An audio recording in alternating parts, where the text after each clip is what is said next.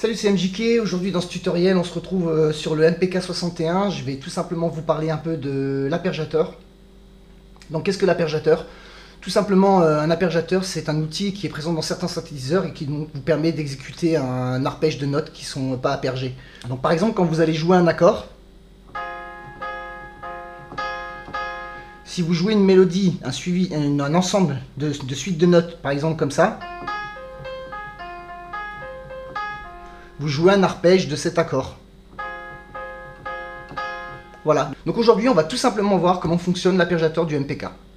Donc petite précision, le MPK joue l'apergeateur uniquement en mode play. Donc ça veut dire si vous ne mettez pas la lecture dans votre logiciel, l'apergeateur ne jouera pas.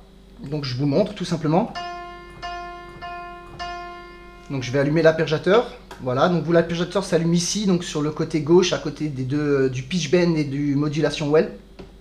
Vous avez tout simplement performance control, un petit carré, donc où ici vous pouvez contrôler, assigner les pads et aussi l'apergeateur. Donc vous allumez le bouton apergeateur comme ceci, et donc on peut constater ici qu'on a un groupe de division sur la gauche. Donc c'est ici que vous allez pouvoir faire la division time, ce qu'on appelle diviser en temps, en quart de temps, en huitième de temps, etc. Donc l'apergeateur va jouer selon vos réglages. Donc on va l'allumer pour commencer, on va tout simplement se mettre en un quart. Donc je tiens à préciser que, donc, comme je l'ai dit avant, si vous appuyez pas sur play, l'apergeateur, vous voyez, il ne joue pas et ne jouera même plus les notes. Par contre, une fois que vous allez appuyer sur play, voilà, votre apergeateur va jouer. Si vous l'éteignez, il jouera plus que la note. Vous le rallumez.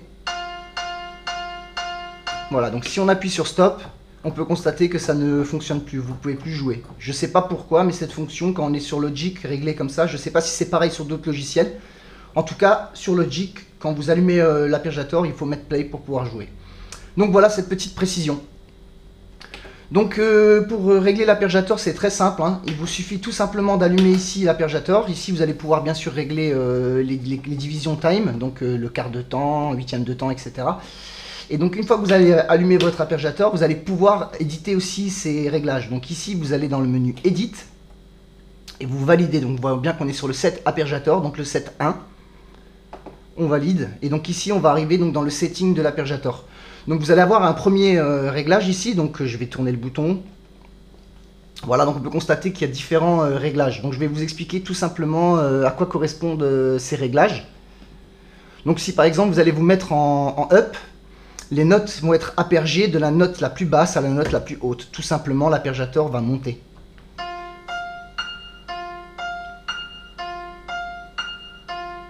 Voilà, donc vous constatez que si j'appuie,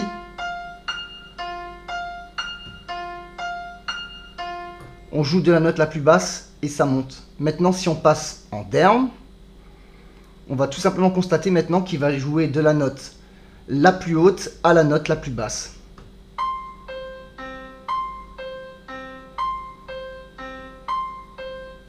Voilà.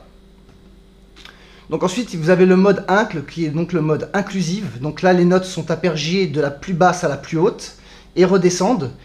Et la note la plus basse et la note la plus haute vont être redéclenchées à chaque changement.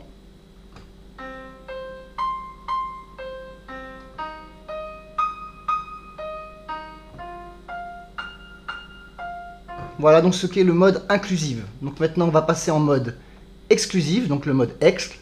Donc c'est la même chose qu'avant, sauf que les notes ne seront pas redéclenchées à chaque changement.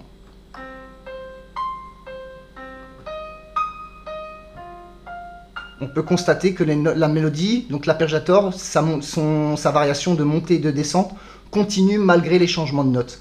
En mode inclusif, par contre, vous aurez un changement à chaque changement de note.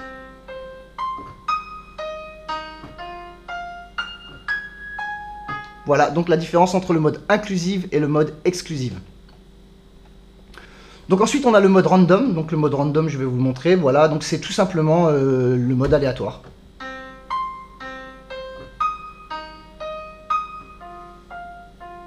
Voilà, donc il va tout simplement vous jouer les notes de manière aléatoire. Donc ensuite nous avons le mode core, donc tout simplement c'est le mode qui va être ordonné par rapport à ce que vous jouez, ça va répéter les notes que vous jouez ou les accords tout simplement. Donc votre note se répète tout simplement si vous jouez des accords.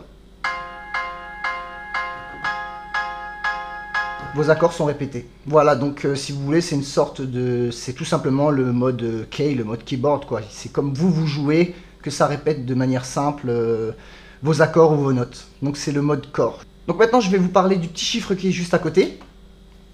Voilà, donc qui clignote maintenant. Donc c'est tout simplement les octaves.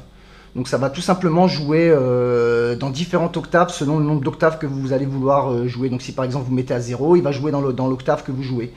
Si vous mettez une, il jouera sur une octave de plus, 2 octaves, etc. etc.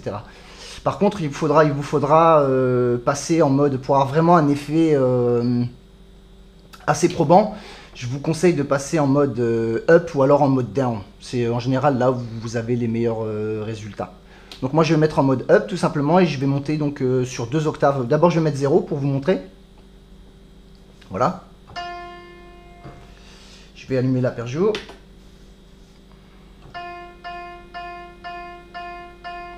Donc là on peut remarquer que la note elle se répète. Mais si vous mettez par exemple 2 octaves,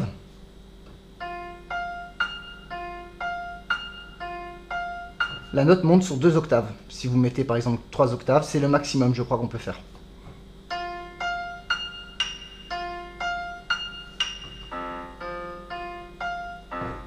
Voilà, donc ce qui est le petit chiffre en fait vous sert juste à faire jouer votre arpégiateur sur différentes octaves. Soit dans la même octave, soit sur 2, 3 ou une octave. Donc voilà. Ensuite on va passer donc tout simplement au mode toggle, donc ce petit TGL, donc je vais vous expliquer. Donc c'est tout simplement pour choisir le mode de l'arpégiateur. Donc vous avez 2 modes, vous avez le mode toggle. Donc en mode toggle c'est tout simple, hein. Vous appuyez sur le bouton reste enclenché et vous pouvez jouer votre arpégiateur. Si vous passez par contre en mode momentané, donc en fait c'est très simple, c'est quand vous allez appuyer sur votre bouton d'arpégiateur que vous allez pouvoir jouer l'arpeggio tout simplement. Donc on peut constater, si je lâche le bouton, ça s'allume, ça s'éteint. Donc là ça joue.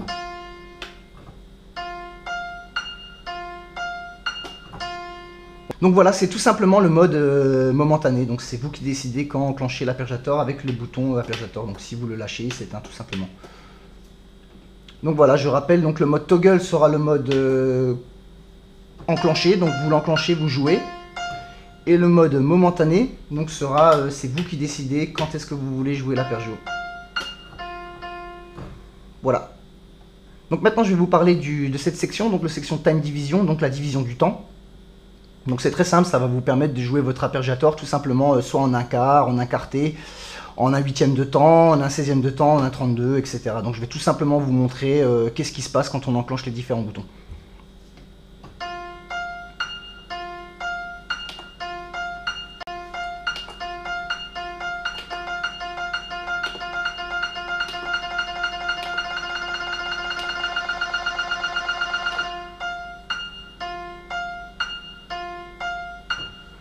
Voilà, donc petite astuce, pour ceux qui ont déjà vu les Daft Punk en concert, par hasard, à un moment ils font des effets comme ça où les voix se répètent, accélèrent, ce genre de choses, et bien vous pouvez utiliser des samples, les arpégier, utiliser l'arpégiateur pour faire une découpe de samples. Donc du coup votre sample va se jouer de plus en plus rapidement et de plus en plus découpé. Donc voilà, n'hésitez pas à utiliser les fonctions de l'arpégiateur pour faire du slice et avec du sample. Donc voilà, c'était MJK donc, pour ce tutoriel sur l'arpégiateur du MPK. Donc j'espère que ce tutoriel vous aura plu. Je vous mets quelques liens vidéo dès à présent. Je vous invite à vous abonner à ma chaîne. Et je vous dis à très bientôt pour un prochain tutoriel.